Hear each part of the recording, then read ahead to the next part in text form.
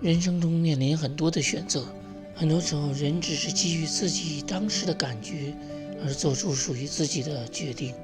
圣经中有一位撒玛利亚妇人，耶稣指出她曾有5个丈夫，那是她做出的选择。耶稣没有责备她，而是告诉她如何与上帝建立连接。因为人离开了上帝，人的选择就都是缺乏智慧的。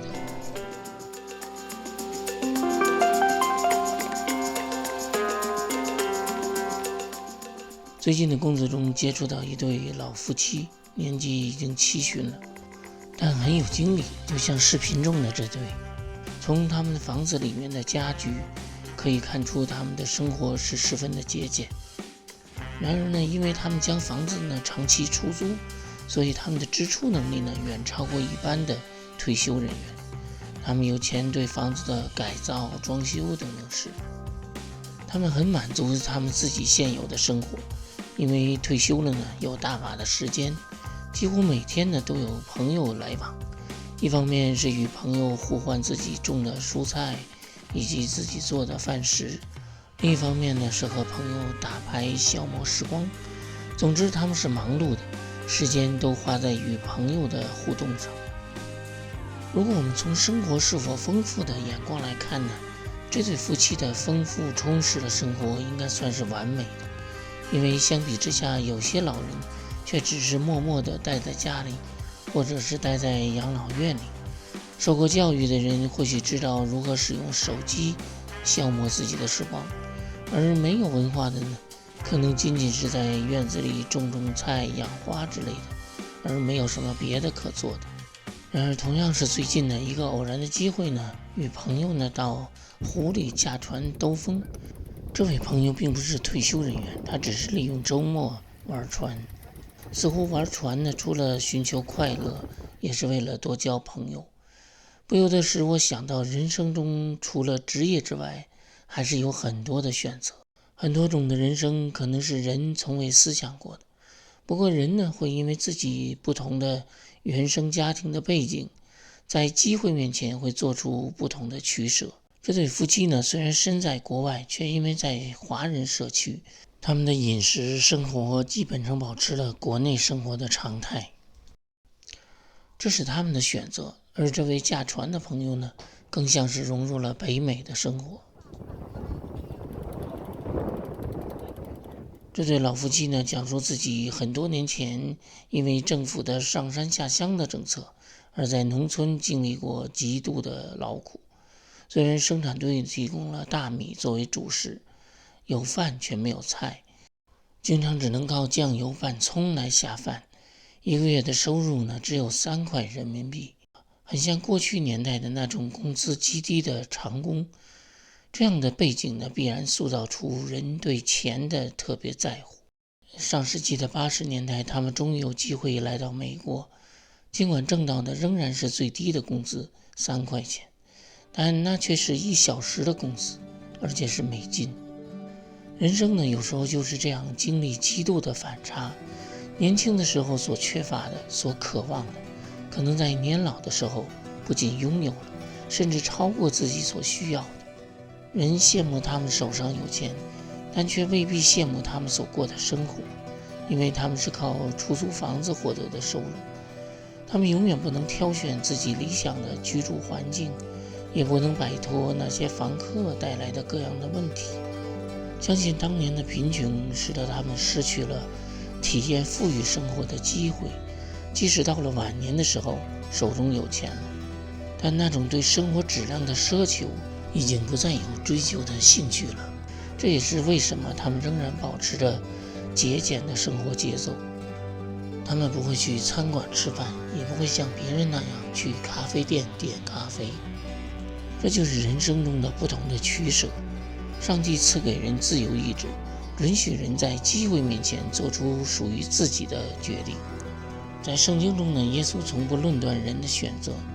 即使那位撒玛利亚妇人曾有过5个丈夫，耶稣也并没有教导她应该如何选择自己的人生。我理解耶稣知道每一个人做出的每一个选择都是有原因的。从这一点上，我们看到，即使我们在自己的人生中做出了缺乏智慧的选择，上帝也未必责备我们，或者加给我们负罪感。也正是因为这样，我们更需要有分辨的心，能够做出更有智慧的选择。圣经中有这样一个故事，就是耶稣和门徒呢在马大马利亚家做客。马大忙碌着，估计是在烧饭，而玛利亚呢却选择坐在那里听耶稣所讲的。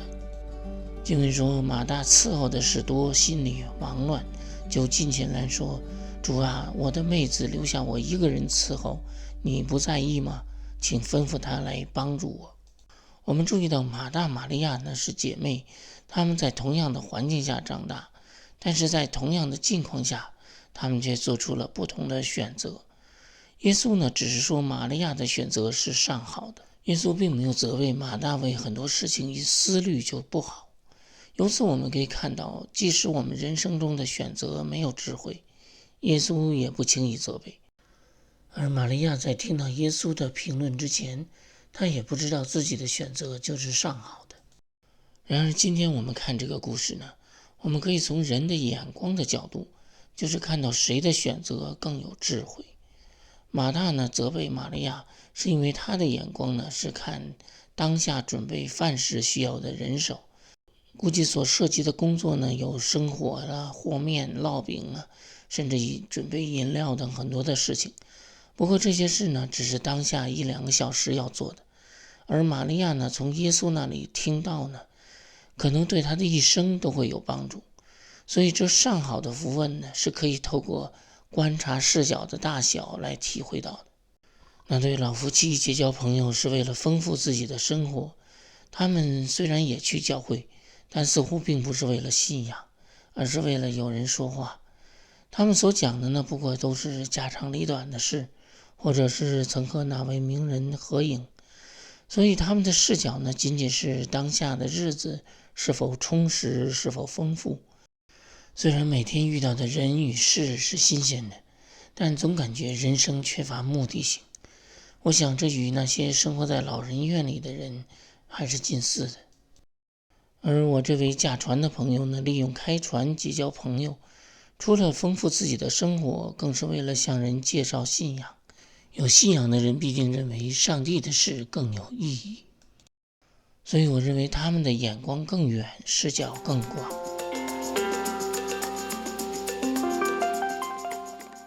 我认识的这对夫妻年轻时代所经历的贫困，在他们的心中留下了巨大的阴影。相信这种经历呢，也在影响他们当下人生中的取舍与决定。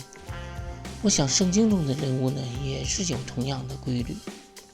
圣经中的那位大卫王，他年轻的时候经历了躲避扫罗追杀的很多年，那不是贫穷，而是缺乏安全感。相信这种心态呢，使得他在成为以色列王之后呢，仍然影响着他。我相信他做出那个数点人数的决定，和在乎安全感是很有关系的。当年大卫呢，在旷野无水之地逃难的时候，他知道信靠是这位上帝，那是因为他当时所能看到的，所能感觉到的，就是环境啊，以及跟随他的人都无法提供的安全感。所以上帝呢，成为他唯一的信靠。然而当他成为了王呢，手下兵多将广，他所看到的、感觉到的，都可以提供了安全感。人所依靠的呢，就慢慢转移了。当人对上帝的信靠转移了，人就开始做出没有智慧的事，因为人的感觉常常会欺骗人。他因为太有安全感，才与有夫之妇呢做了奸淫的事而无所顾忌。这种安全感呢，只是人自己的感觉，而不是来自上帝，所以具有虚幻的成分。这就是为什么人往往根据自己的感觉做出没有智慧的决定。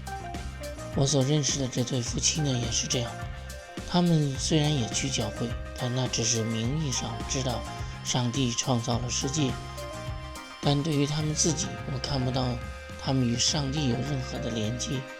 虽然生活节俭是一方面，但另一方面呢，也在挥霍自己所拥有的，就是将钱花在没有太大必要的事情上。因为他们有钱呢，他们并不需要依靠上帝，而是依靠自己所拥有。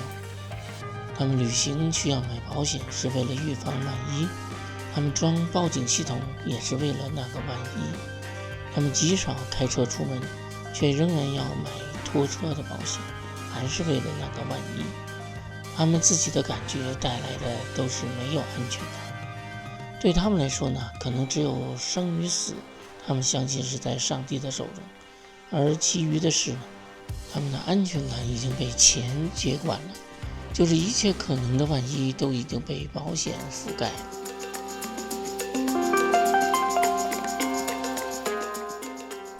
在这次的乘船经历中，我也才注意到，有那么多种的水上运动。想到本地人，他们从小就尝试过水上运动，可能他们的人生中的梦想就是拥有一条船。人过去的经历呢，往往成为人的梦想，而影响到人当下的选择。沿着多伦多的湖边，看到巨大的商业货轮，使人想到在那过去的年代，甚至追溯到圣经的年代，货轮就是海上贸易的唯一途径。而今天的商业模式呢，就是这些耸立的高楼大厦以及熙熙攘攘的人群。这里似乎代表着人们所追求的、所看重的，以及人们花费毕生精力所奋斗的。距离繁华的湖边大厦不远，却是完全不同的另一个景色。这里仿佛像是原始的荒岛，只有各样的水鸟栖息在这里，一切回归自然，好像这里是人类文明不曾涉及的地方。其实人无论是穷与富，人生所走过的路都差不多。人生就像这条船一样，无论走过的是高楼大厦还是荒岛，最终还得回到自己出发的那